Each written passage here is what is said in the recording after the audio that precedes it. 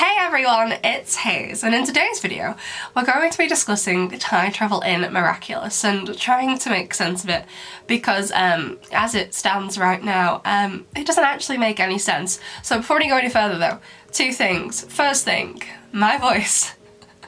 If this is your first video on my channel, hi, hello. I don't usually sound like this. I have had basically the cold from hell. I am slowly recovering, but my voice is still a bit dry, still a bit dead.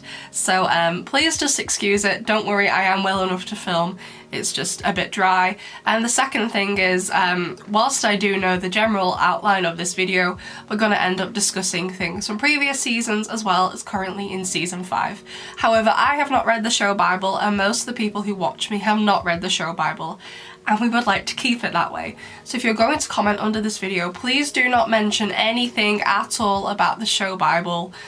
If I see a comment about the show Bible, it will be deleted. So please refrain from commenting about the Bible. So, time travel. There was a lot of confusion when Evolution aired a couple of weeks ago, including from myself, and I did say in my analysis video that I didn't fully understand it in my first watch through, but I kind of expected that as I went in because time travel isn't really my thing. And in that video I mentioned my friend Edward. He is also my head moderator on Discord and on YouTube, and he absolutely loves time travel. So he is going to be joining me today on an audio call to explain how time travel in the show works, because judging by the comments under the Evolution video, not many people got it. So, hi Edward. Hi, thank you for having me here. You won't make this mistake again. So if you're in my Discord server, a lot of you probably already know Edward, so you should totally join the Discord. It's a fun time, isn't it? It's very fun, yeah. It's very fun. And speaking of Discord, the last several nights, I've been messaging Edward with the questions about time travel. He sent me this massive document, and I've been very confused. So Edward's going to be kind of in charge for this video. I'm not sure how much I'm going to say, which is probably for the best considering the state of my voice. But we have diagrams. It's going to be fun. I love a good old diagram. We do love diagrams. So I probably will say a few things, although I think most of the time you'll just get to stare at my very confused face, to be honest. So we're going to go ahead and start with probably the easiest part of time travel in Miraculous, the bit that I think is the easiest to explain, which is how the snake Miraculous works before we move on to the rabbit Miraculous. So take it away, Edward. Yeah, so the snake Miraculous is the easier one of the two time travel Miraculouses. The only real thing that I think people might have a problem with understanding is how it interacts with the rabbit Miraculous. So, for example, if Ladybug calls on Viperion and Bunnix to stop an Akuma, and then Viperion sets his marker in time, and then Bunnix also uses her power a bit later on to go into the burrow, and then Viperion decides to rewind time, does that mean that Bunnix also gets rewound? I guess it probably would, right? Yes, it does, because if you think about it from Ladybug's perspective, she doesn't see the first timeline that gets rewound. So if Bunnix didn't get brought back to that moment, then Ladybug would see that Viperion sets his marker and just instantly Bunnix has disappeared. Yeah. So I suppose another way to think about the snake Miraculous could be it doesn't actually move through time, but it gives the user the memories of a timeline that could have happened.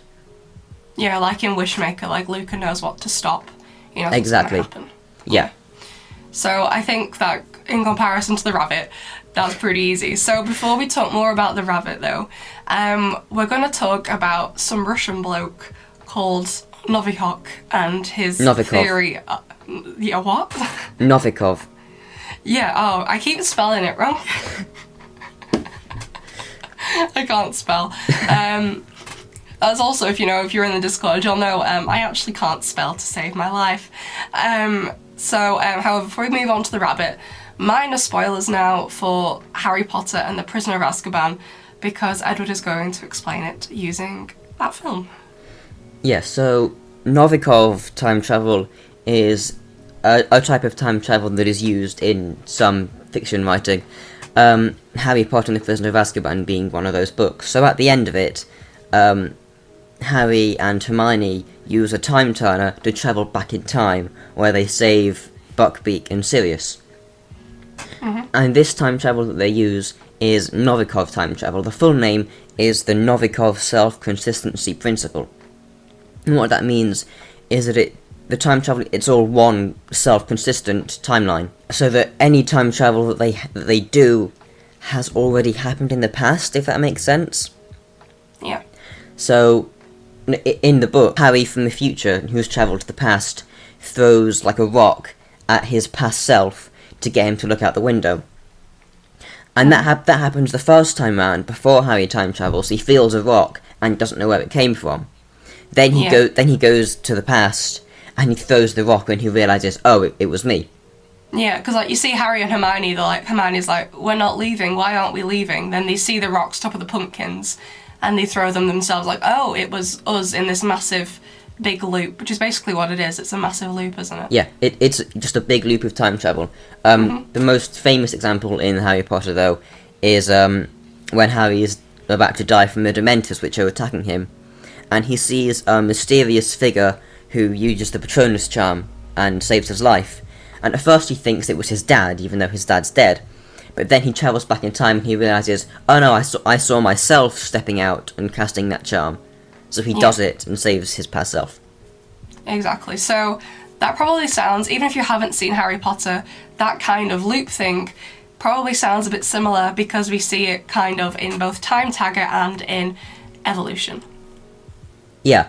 So in Time Tagger, for example, Bunnix remembers how the fight ends. She remembers being her younger self as Alex, waving to the heroes as Bunnix leaves. And it's that memory that helps them in the fight.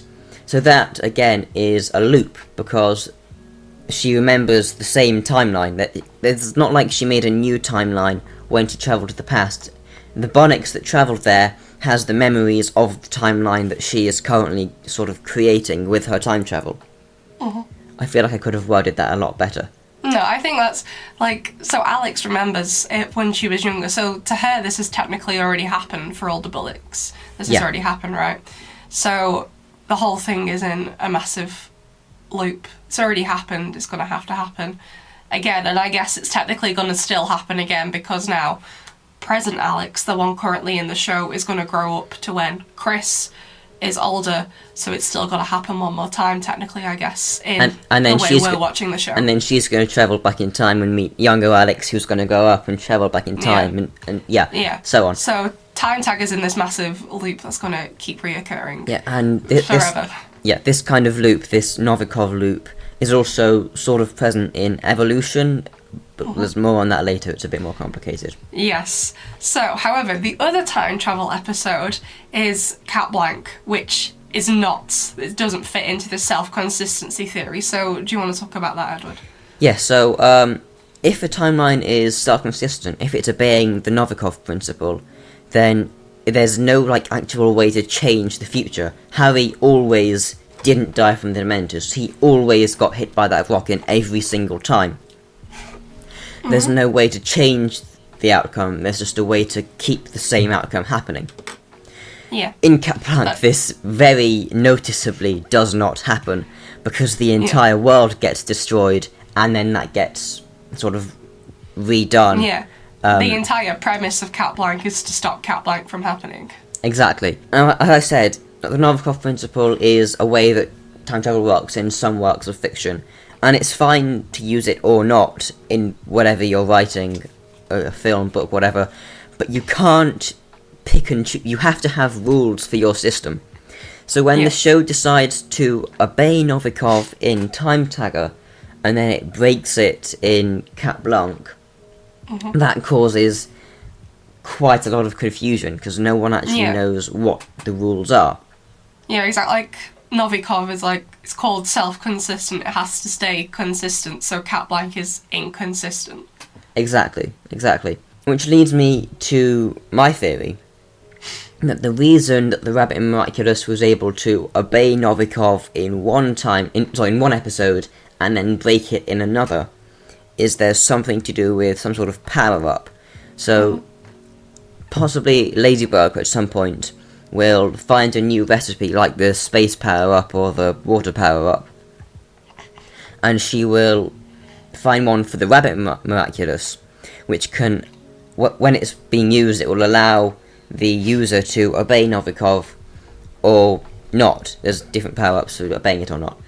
Do you think it could also maybe be like, so we've seen Ladybug at the start of season 4 and Mr. Pigeon 72, she basically willed herself to get this new suit, and then again with Hawkmoth in Dearest Family, he basically willed the Mega Raccoon into existence. Do you think it could be that kind of power-up, where if Bunnix wants to change the future, she wills herself hard enough, she can? I hadn't thought about that, but actually, yeah, that could work just as well. And speaking of things being inconsistent, there's also a bit of problems with the portals, specifically in Time Tagger. Yes, so in Time Tagger, we never actually see inside the burrow. We see Bunnix will create her blue portal, and she'll go through it. But it seems, if you just watch that episode without knowing that the burrow exists, it seems like you just sort of go straight from point A to point B without stopping off in the burrow. So there's one scene... the horse. Yeah, exactly like the horse Miraculous. So there's one scene where Bunnix and Time Tagger were fighting, and I believe Time Tagger gets Bunnix and sort of throws her through a portal, or Bunnix opens a portal as she's being thrown. And she comes out another portal behind Time Tagger, but she has the same momentum as when she went in. So it seems like she just went straight through. I mean, it's possible that she was thrown into the burrow, stopped herself, stood up, and jumped out another portal, just coincidentally at the same speed, with the same angle and so on.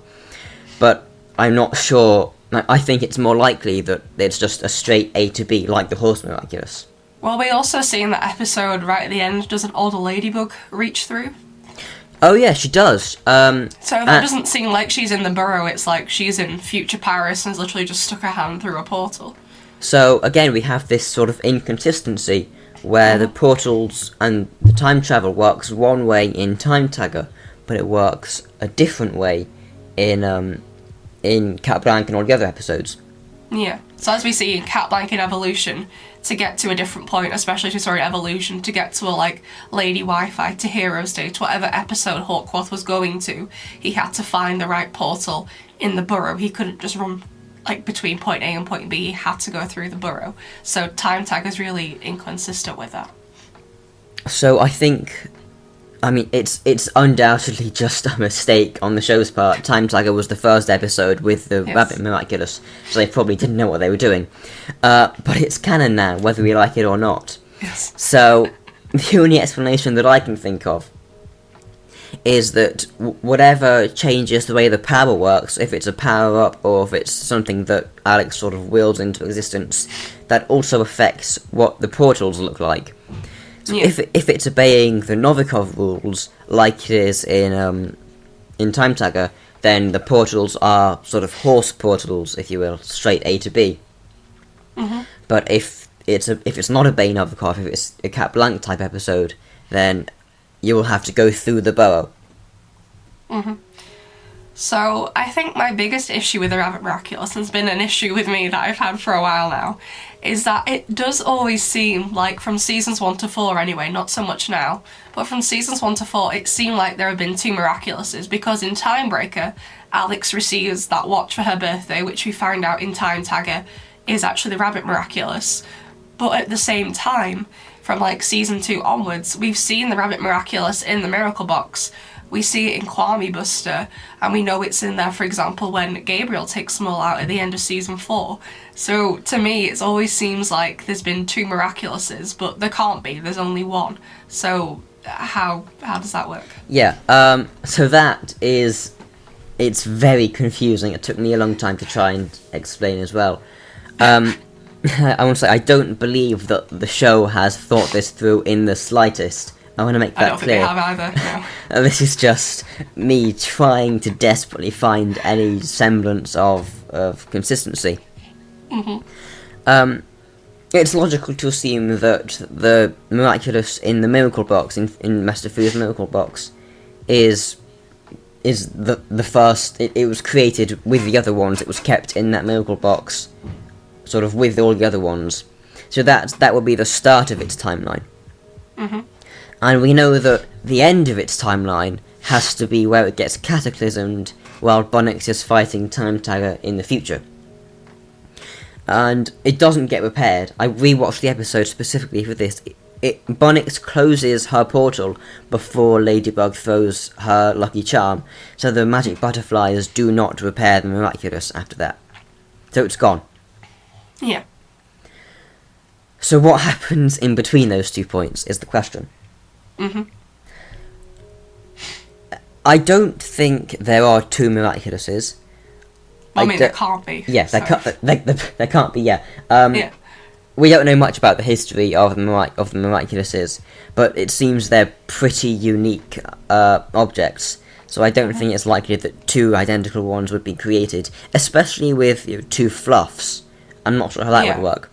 So it's got to be that the one that Alex had as a family heirloom, the one that she got in Time Breaker, that has to be from the future of the timeline of the other one.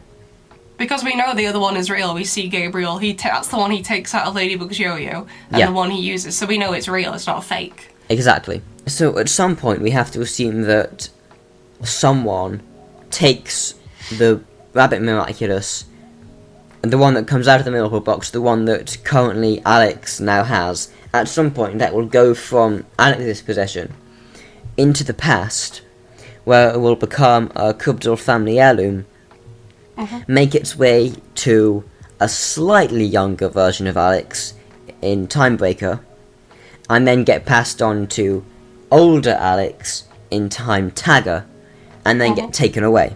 How would this happen? Because in order for someone to take the Miraculous to the past to Alex's family and leave it as a family heirloom, they can't then return home with it, because they need to leave it in the past. So there logically must be some other way that it gets taken to the past. There has to be some other time travel, and I think this comes from another Miraculous user. There's someone else using the Rabbit Miraculous, goes and meets Alex, and takes her Miraculous, along with their own, to the past, leaves Alex's there, and then comes back with their own Miraculous. Let's call this person Bob, or something. Bob, really? Hey, what do you want to call it, Hazel? I think like Bob is like the worst name. It has to be something French, really. French name. Baguette? Baguette. No, Sebastian. Let's go with Sebastian. Okay. So I'm not doing Bob. Sebastian. So it seems to me that Sebastian comes from the future, takes Alex's Miraculous, brings it to her ancestors, and then leaves again. And then that Miraculous that Sebastian took will make its way to Alex on her birthday, before she gives it to Bunnix in Time Tagger. I nearly forgot which one it was. In Time Tagger. And then older Bunnix takes that to the future and continues using it, as she normally would. And then, presumably, it's, Sebastian is a holder from some point even further into the future, maybe a descendant of Alex, and Sebastian goes back and completes this loop, this Novikov loop. So that would mean that from start to finish, the complete timeline of the Rabbit Miraculous is complicated, but it's also starting in the Miracle Box with all the other ones, and then sitting there doing nothing particularly of note until Alex gets it in Evolution. And then she goes off into hiding, and at some point Sebastian will come, and I like to imagine he would explain the whole situation to her and she'd give it up nicely. But maybe they fight for it, I don't know. But Sebastian takes the Miraculous to the past, to Alex's ancestors, and leaves it there. So now the Miraculous is just sitting there in camouflage mode for hundreds, probably, of years, until Alex receives it in Time Breaker, Yes. I'm gonna get this wrong at some point. She receives it in Time Breaker, and then she keeps it until Time Tagger, where she gives it to Bunnix from the future, who then takes it and continues using it. Because remember, once Sebastian has taken Alex's Miraculous to the past, Alex no longer has a Miraculous. But of course, she's still Bunnix. Yes. So, we'll get to how she does that later in the timeline of the Miraculous. So Bunnix now has the heirloom version of the Miraculous, and she uses that far off into the future. It gets passed to Sebastian, who then decides to go back and take Alex's Miraculous. After that, he realises that he has now left Alex without a Miraculous. So Yes. he gives her his Miraculous. They essentially swap Miraculouses. And it's that swap that takes these two timelines that, I mean, that I thought at first there were two Miraculouses, and that didn't make sense. No. It's this swap that takes these two almost separate timelines, and it's what gets them into one timeline. Yes. Sorry. I hope everyone understood that. I'm not sure I understood it. Yeah, amazing. So Sebastian's Miraculous goes to Alex, who uses it for a short while until it gets cataclysmed while fighting Time Tagger, Yep. and then it's gone. That's the end of its story. But it sends Bunnix to the past to get the Miraculous. Yeah. Did that make any sense? I mean, it made a bit of sense to me. However, I have been able to read this sort of document like 50 times over the past couple of weeks, so maybe everyone will have to rewatch this part of the video again. Let's go in chronological order. So the Miraculous starts in the Miracle Box, but it also appears in Alex's family. It then gets past to Alex in Time the Breaker. Yep. Then Alex passes it to her future self in Time Tagger. Then Alex receives it from the Miracle Box in Evolution. Then Sebastian appears and takes that Miraculous from her to the past. Then Sebastian gives Alex his version of the Miraculous, which she continues to use until it gets cataclysmed fighting Time Tagger, which sends her to the past. And Sebastian presumably got it from one of his ancestors, but in the future. 'Cause Yes. He's probably a descendant of Alex, right? Yes. Yeah. Is that all the timeline then? No? Yeah, I think it is. So one thing still confusing me then is Fluff, because when Alex is given the pocket watch in Timebreaker on her birthday, there's no Fluff, but when she hands it to older Alex in Time Tagger and she detransforms, Fluff pops out. So how does that work? It works in a way that is very complicated, more so than it needs to be. Oh, great. So, if Fluff was sort of hiding in Alex's family's heirloom Miraculous the whole time, then that would... I mean, there's also a Fluff that's keeping Bunnix transformed in Time Tagger. That's important to remember. She has Fluff sort of absorbed inside her. And then Alex gives the Miraculous to future Bunnix. If there was a version of Fluff anywhere associated with that Miraculous, there would then be two Fluffs in future Bunnix. There'd be the one that she transformed with, plus the one in the Miraculous. So in the Miraculous that Alex's family has passed down through the generations, there is no Fluff. Yeah. Which means that when Sebastian took the Miraculous to the past originally to give it to Alex's family, Fluff must have somehow been removed from that Miraculous. I don't know how this happened. Maybe there's a fancy recipe in the grimoire for it, or maybe Fluff just left through a portal. Well, I don't think it's that, like, far-fetched to imagine Fluff moving objects, because I don't know if everyone knows this, but so the Kwamis were created first. So the first one was Tiki, obviously the Kwami of creation. She basically willed herself into existence, and the rest of the Kwamis came, but they were just a Kwami.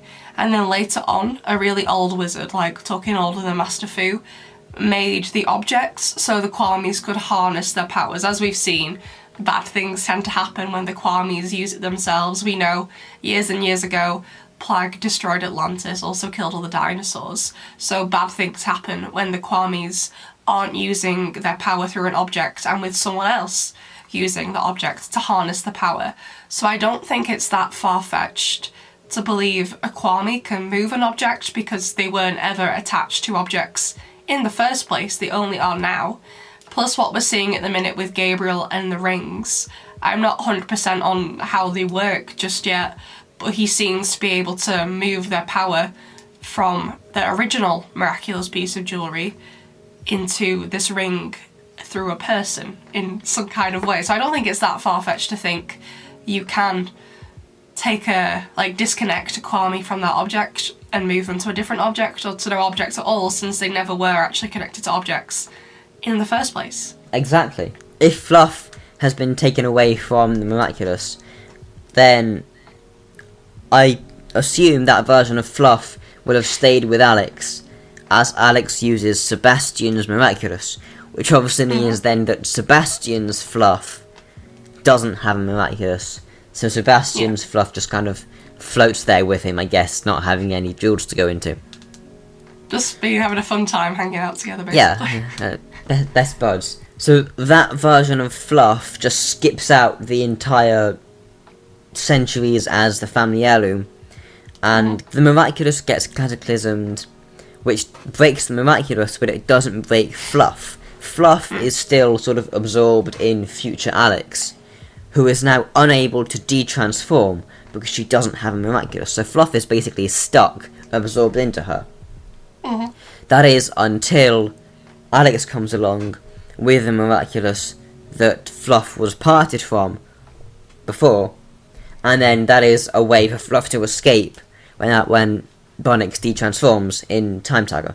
And then that version of Fluff just, again, works with Alex normally until Sebastian comes along, who inherits the Miraculous and Fluff. They travel to the past, they swap Miraculouses, and then Alex probably opens a portal for Sebastian and his version of Fluff, who is just Fluff from the future. I say it like they're two different Kwamis. They're the same Kwami, just from different points in the timeline. Sebastian's version of Fluff goes back home with him, and yeah, they just chill out. So, moving on from Fluff and just go back to Evolution. So, Evolution, when I first watched it, I thought it was part of that Novikov self-consistent loop thing, but you said it's not, it's more of a half loop, so what's going on in that episode then? So I would like to believe it's Novikov. Novikov, to me, has always been the cleaner, neater version of time travel. It's so much simpler to understand, because it doesn't create a whole bunch of timelines and paradoxes and so on. Unfortunately, I don't think it's the case. The most noticeable piece of evidence is the burrow. As we said before, in Time Tagger there is no burrow, because they're using the Novikov sort of mode power-up of the Miraculous. Which means if there is a burrow in Evolution, they can't be using that power-up. Yeah. In addition, even though they don't actually change the timeline, they all do think that they're capable of it. So, Ladybug is genuinely worried about what would happen if Monarch finds out her identity in Lady Wi-Fi, for example. If she knew that the Miraculous was currently obeying Novikov principle, that wouldn't be a concern. There would be no way for Monarch to find out. So the fact that it doesn't happen doesn't mean that it can't happen. So they're all acting as if there is a real threat there of changing the timeline, which means they all know that it's not obeying the Novikov principle. But then there's other scenes that contradict this. Like at the very start, they see themselves chasing Monarch across a rooftop.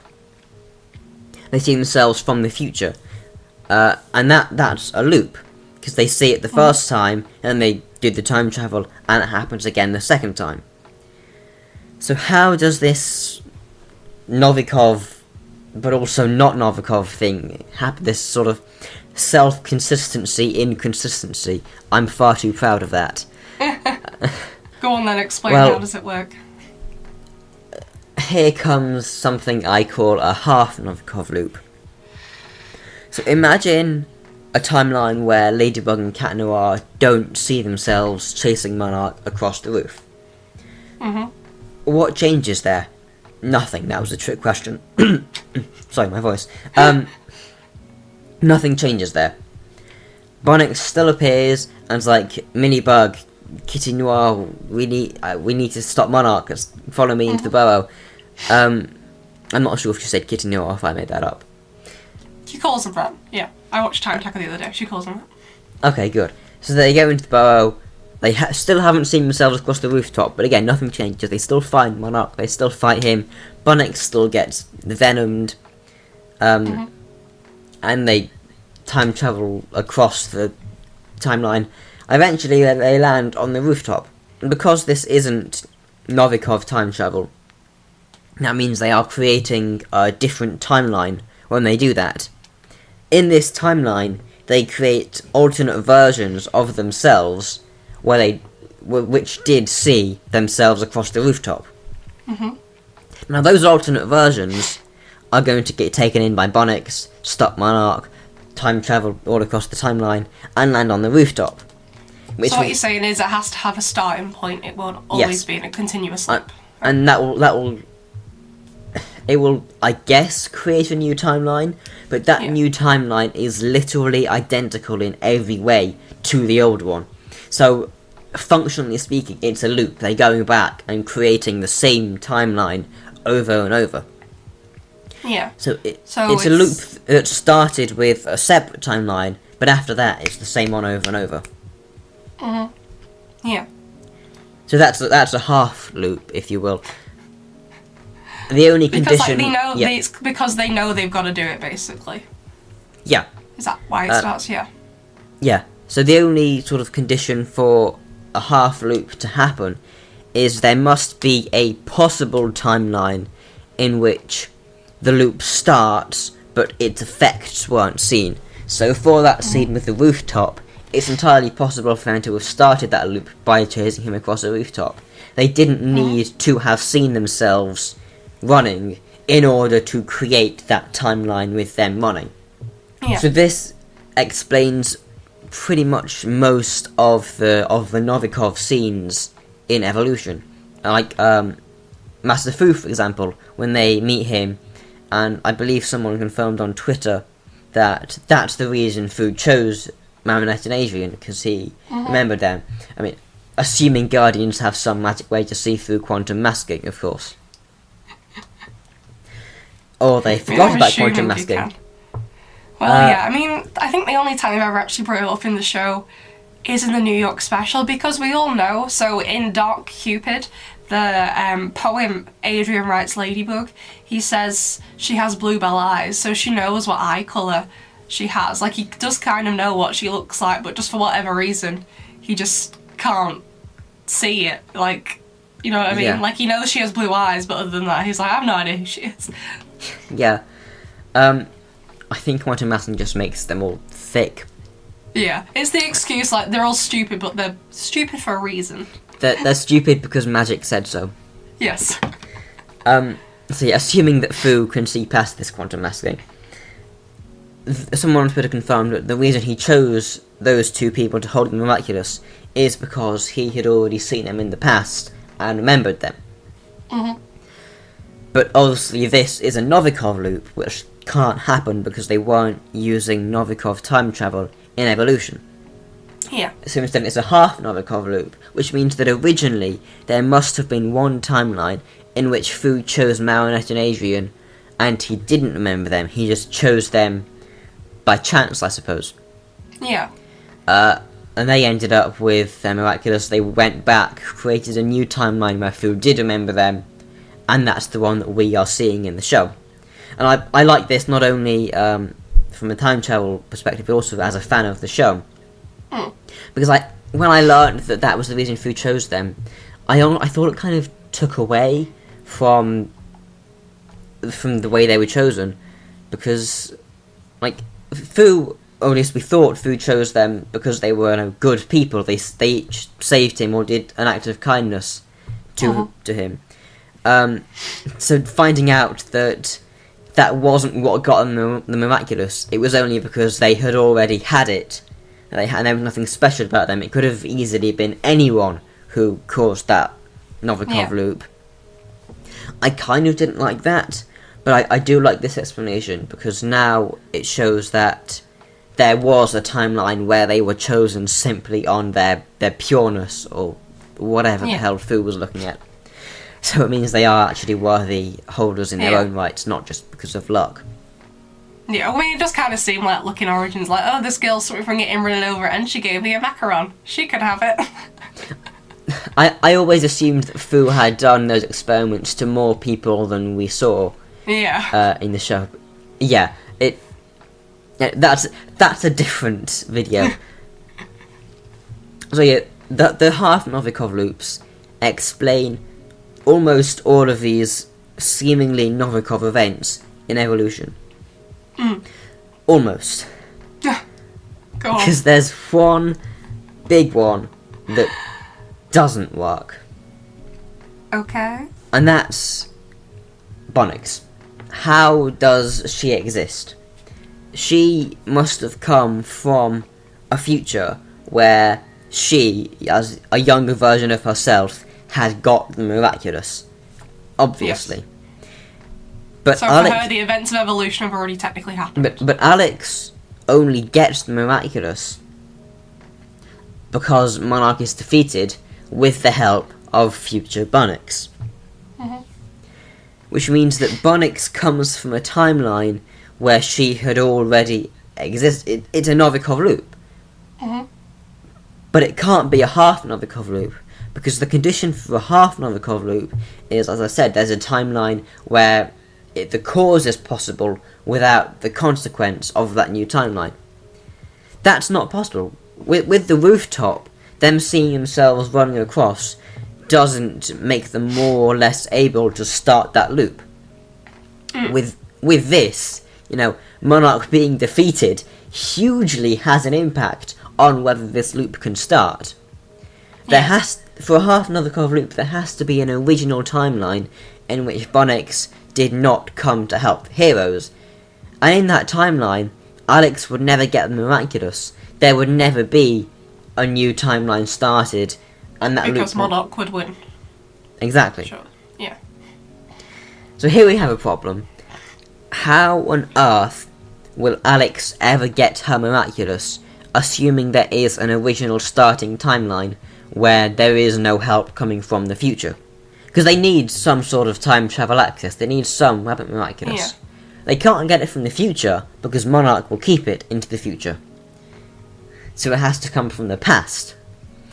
And let's give someone a name. Let's call him Dave from the past. I'm not calling him Dave. You're not of course you're not. What do you Dave's want to call him? an awful name. Let's go with Fabian. Fabian. Okay. Yeah. Fabian is a holder of the Rabbit Miraculous from the past. And Fabian is currently existing in this original timeline, the one that will eventually kickstart that loop. Now Fabian's just chilling in the burrow, doing whatever he wants. And he sees through one of the portals, he sees the future where Monarch gets all the Miraculouses. And he uses the Rabbit Miraculous, and Bunnix doesn't exist, so Bunnix can't come to save them. So he sees that Monarch wins. Monarch doesn't get stopped in the burrow. Monarch can go to Lady Wi-Fi, find Ladybug's identity. Problem solved. So Fabian sees this timeline and he's like, oh no, we can't let this happen. So he goes and basically takes Bunnix's place, helping the heroes get access to the burrow. He probably also gets venomed by Monarch. And they defeat Monarch, which then lets Alex get her Miraculous. Yeah. She becomes Bunnix for the first time, and then she uses this Miraculous to time travel and create a new timeline where it's Bunnix who goes to help them. and not Fabian. Thank you. And that's what starts that half Novikov loop. So we just need a bit of Fabian in there to start it off, and then we can forget about him. So again, it also needs a starting point. Yeah. Yeah. Of course, another problem with this theory, in that original timeline, there is no Bunnix. If there is no Bunnix, then Time Tagger and Cat Blanc can't be stopped.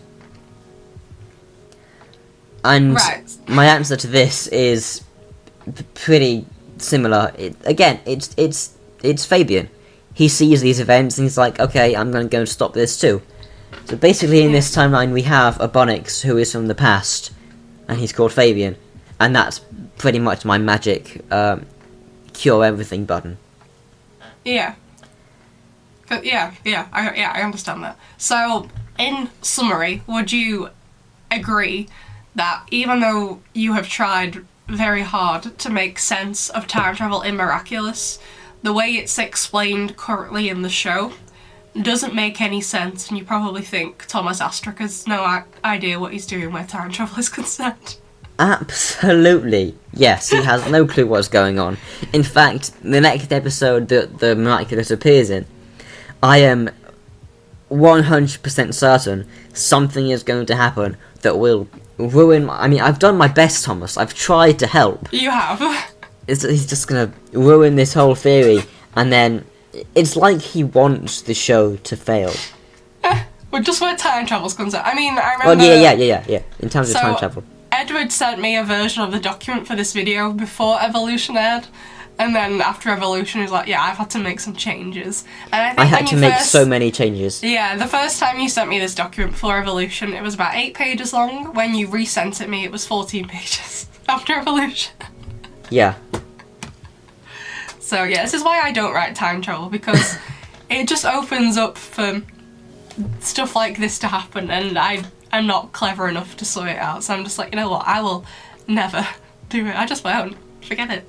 It's too difficult. Time travel can be an amazing, really interesting thing to write about, but it's also incredibly easy to screw up.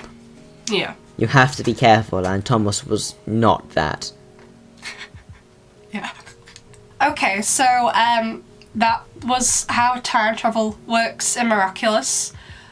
I hope, like Edward said, if they do another time travel episode, it's probably going to screw this whole video up and it will no longer be accurate, but I feel from what we've got so far in the show with Timebreaker, Time Tagger, Cat Blanc and Evolution, it's pretty accurate. So thank you very much, Edward, for taking the time to first of all work it all out, and second of all come on here with me and make this video with me, so thank you very much. It was my pleasure. If you have any more questions about time travel, I won't know the answer, so it might be Edward replying to your comment under this video, because I understand the stuff about some of it, definitely not all of it though, so you might be hearing from Edward more in the comments, and if you want to talk more about time travel, feel free to come and join the Discord. I'm sure Edward will be happy to talk to you about time I'm always up for a chat about time travel. You always are. Okay, so I think that was everything from us besties. I hope you understood the video, and I will see you all next time. Bye!